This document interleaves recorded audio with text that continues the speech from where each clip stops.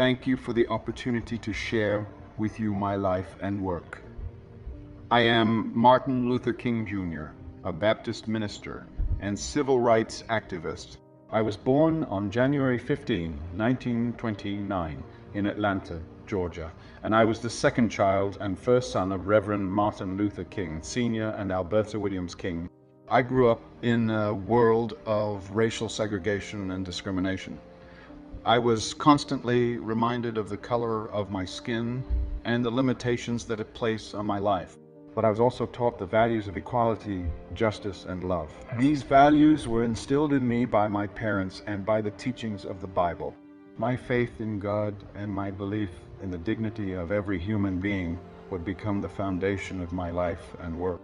My journey as a civil rights activist began in the Montgomery Bus Boycott in 1955.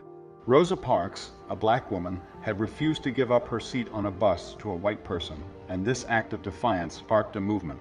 I was asked to lead the boycott, and I accepted. For over a year, black people in Montgomery refused to ride the buses and instead walked or carpooled. This nonviolent protest was successful, and it led to the desegregation of the buses. From there, I continued to lead and participate in nonviolent protests and demonstrations, such as the March on Washington in 1963, where I delivered my famous "I Have a Dream" speech. I also organized the Selma to Montgomery March in 1965, which led to the Voting Rights Act of 1965. My work was not without danger. I was arrested numerous times for peaceful protests, and my family and I received death threats. In 1968, at the age of 39, I was assassinated in Memphis, Tennessee. But my legacy lives on.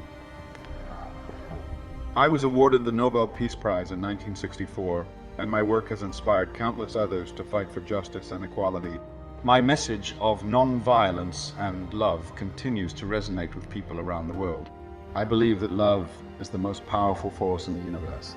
Love can overcome hate, and it can transform hearts and minds. It was this belief that guided my work. I knew that the only way to change the world was through love and non-violence. I also believed in the power of community. The civil rights movement was not just about one person, but about a collective effort to create change. We worked together across races and backgrounds to achieve our goals. This sense of community and solidarity is just as important today as it was then. Finally, I believe in the power of faith. My faith in God gave me strength and courage in the face of adversity. It also taught me that we are all equal in the eyes of God, and that we must treat each other with respect and dignity. My life and work were not perfect, and there were times when I made mistakes. But I always tried to learn from them and to use my experiences to help others. I hope that my legacy will inspire future generations to continue the work of fighting for justice and equality for all people. Thank you for taking the time to listen to my story. May we all continue to work together to create a world where love, justice, and equality reign.